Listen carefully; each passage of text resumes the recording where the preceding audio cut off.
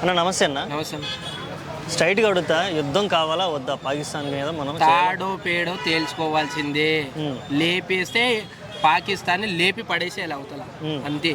ఎడారి అయిపోవాలి, అసలు ఎవడు లేడరా ఈడ అన్న, ఈ దేశంలో ఎవడు లేడరా అన్నట్లు ఉండాలి. తాడో పేడో తెలుసుకు ఏందన్నా ఒక్కటే లొల్లి. వాళ్ళేమో మనం చంపడం, మనం వాళ్ళని చంపడం. ఎందుకన్నా తాడో పేడో తెలుసుకోవాల్సిందే, లేదంటే పాకిస్తాన్ లేపి పడేయాల్సిందే, అంతే. అంటే పాపం చాలా మంది అమ్మాయికి జనాలు కూడా ఇబ్బంది పడతారు కదా, ఏదో కొంతమంది చేసినటువంటి దుశ్చర్యకి దానికి శిక్ష అందరూ అనుభవించాల్సిందే అంటావు? ఒక్కడు చేసిన పాపానికి అందరు అనుభవించాల్సింది వస్తుంది. మన సైన్యం పెద్దది, మన సైన్యం చిన్నది. ఇండియన్ ఆర్మీ తలుచుకుంటే పాకిస్తాన్ని లేపి పడేస్తుంది. సో మోడీ గారు తక్షణమే ఆహ్వానం ఇవ్వాలి, పాకిస్తాన్ని లేపేయండి అంటే ఇండియన్ ఆర్మీ లేపి పడేస్తుంది ఒక్క రోజుల్నే. సో అది దాని గురించి మాట్లాడాలి. వీళ్ళు ఎవరు, మోడీ గారు, అక్కడ ఉన్న ప్రభుత్వం, పెద్ద వ్యవస్థ, ఆర్మీ అక్కడ ఉంది. సో ఇది మాట్లాడే తాడో పేడో తెలుసుకోవాల్సిందన్నా, నువ్వా నేనా? మనం ఆల్రెడీ సింధు జలాలను ఆపేసాము. సింధు జలాలను ఆపేసిన తర్వాత వాళ్ళు వార్నింగ్ ఇచ్చారు, డైరెక్ట్గా మాకు నీళ్ళు ఆపితే మోడీ ప్రాణం తీస్తామని డైరెక్ట్ వార్నింగ్. 20 ఏళ్ళ పిల్లోని గిట ఎంటిక గిట పీకలేరు ఇండియా వాళ్ళది. 20 ఏళ్ళ కుర్రోడిది ఎంటిక గిట పీకలేరు పాకిస్తాన్ వాళ్ళు. ఇది రాసి పెట్టుకొని నేను చెప్తున్నా. మన సైన్యం పెద్దది, వాళ్ళ సైన్యం చిన్నది. వాళ్ళు మనని ఏమి చేయలేరు, ఎంటిక గిట పీకలేరు.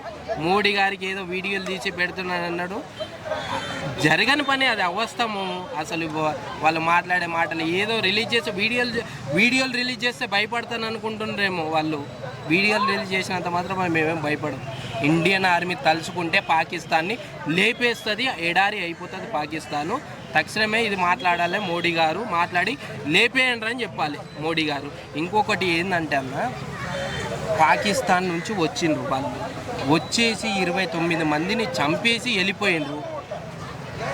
అంత పెద్ద ఇండియన్ ఆర్మీ ఉంది అక్కడ, అంత పెద్ద బార్డర్ ఉంది.